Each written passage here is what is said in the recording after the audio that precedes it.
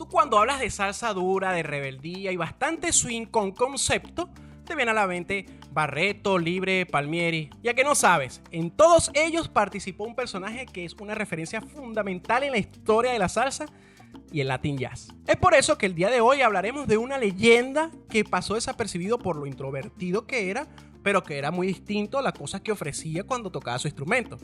Eso te lo cuento en este inicio de la segunda temporada de nuestro canal. Así empezó la cosa, arranquemos.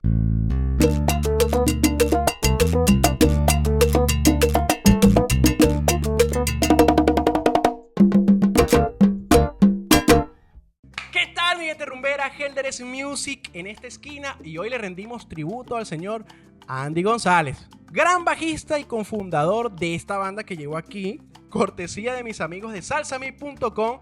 Si te gusta esta camiseta, están atendiendo 24/7 a todo el mundo. Recuerda, también puedes comprar otros interesantes modelos, todos salseros de la mata. Visítalos, compra este modelo, te lo recomiendo, y que viva la música. El señor Andy González es una pieza que durante muchísimo tiempo estuvo en todos los guisos, por decir algo. Y veamos por qué fue tan importante para el género. Primero, era un melómano empedernido del jazz afrocubano.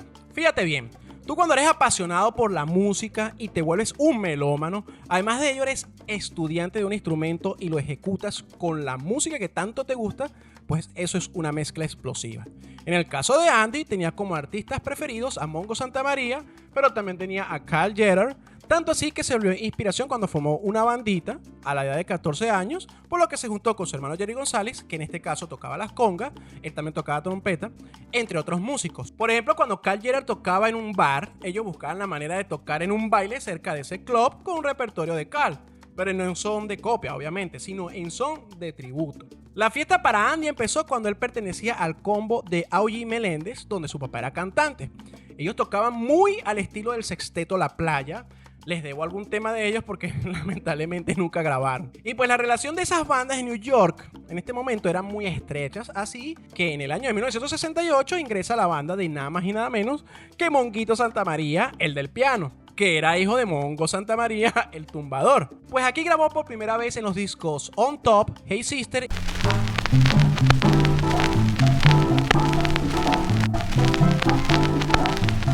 y para mí un disco de gran culto en una nota. Escucha esta intro en el bajo de Andy.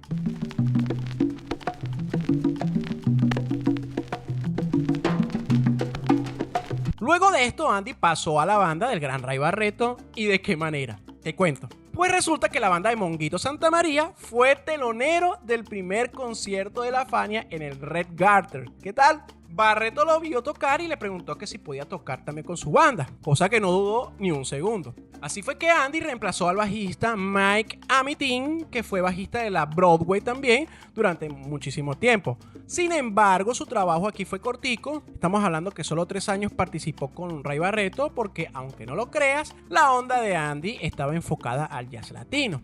Por lo que de aquí él hizo su parte a la banda de Dizzy Gillespie en principio de los años 70, pero de manera muy efímera y solo para un tour.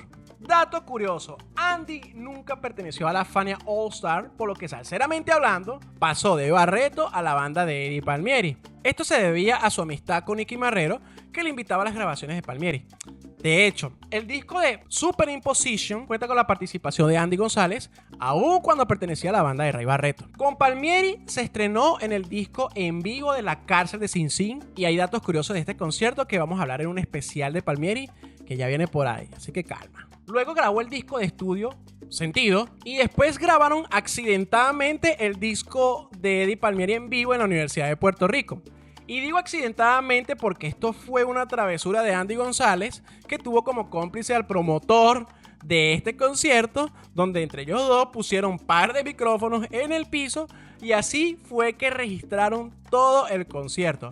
Lo que pasó fue que este promotor le llevó este material a la habitación de Andy González, quedó tan impresionado que llamó a Eddie Palmieri. Palmieri dijo ¡wow! Y así fue que entonces limpiaron las líneas del bajo porque no se escuchaban y salió para la calle este disco. Ya hablamos del Andy que pertenecía a otras bandas, pero mientras esto ocurre, la magia que ocurría en el sótano de su casa era de otro mundo. Por ejemplo, De ahí nació el conjunto folclórico experimental neoyorquino. Esto se formó porque solían hacer descargas de guaguancó y también de rumba y todo eso, influenciados casualmente por la música de Arsenio Rodríguez. Entonces, esta bandota empezó a hacer toques fortuitos hasta que la disquera Soul Soul Records le mostró el interés por grabarlos y así nació Concept Immunity. Ahora bien, paralelamente parió el gran conjunto libre que, aprovechando la colita del folclórico, pues también fue firmado por Soul Soul. No, que mucha gente dice que era una continuación del grupo folclórico. No, señor. Porque el folclórico experimental era un todos estrellas de varios artistas que hacían vidas en otras orquestas y que en este caso el libre fue bastante premeditado. Otra cosa que es un mito y no una percepción es que el libre es una continuación de la perfecta. Pues no. Lo que pasa es que quien desarrolló todos los arreglos musicales era Andy González y para él fue muchísimo más fácil escribir partituras para trombones porque trabajan bajo la misma clave del bajo. Solo que después querían meter 4 o 5 trombones hasta que eso empezó a sonar como un camión que va a 150 km/h y se estrella, lo digo en el sentido de la palabra, por lo pesado y lo rebelde que era. Además, Andy González fue el productor de su propia obra, el volumen 1 y el volumen 2, y hasta participó en la masterización del mismo. ¿Qué tal? Y es que eso fue la ventaja de trabajar en un sello independiente, la libertad con que se pueden hacer las cosas. Ajá. Y con ustedes, Andy González, con un mensaje musical.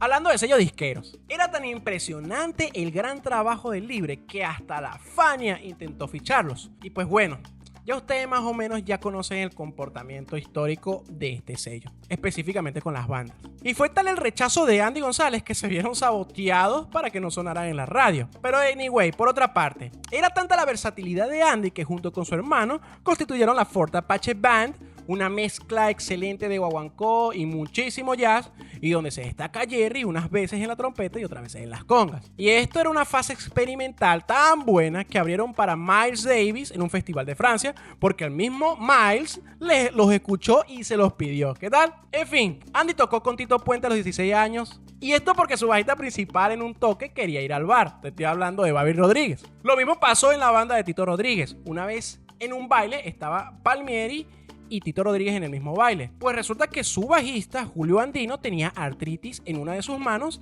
y así Andy en el mismo baile tocó para Palmieri y tocó para Tito Rodríguez. Cosa que lo llevó a grabar el posterior disco de Tito Rodríguez llamado Algo Nuevo. También grabó el disco Fireworks de Machito, donde canta Lalo Rodríguez. También trabajó para Charlie Palmieri en el disco Impulse, entre otros tantos repertorios. También grabó con Patato Valdés el disco Masterpiece. Es más, hasta con la Sonora Matancera también participó. Era tanta su versatilidad y su gran aporte en la música fue tan inmenso que no queda más que darle un gran aplauso de pie. Si quieres saber más del conjunto libre, pues date un paseito por este video.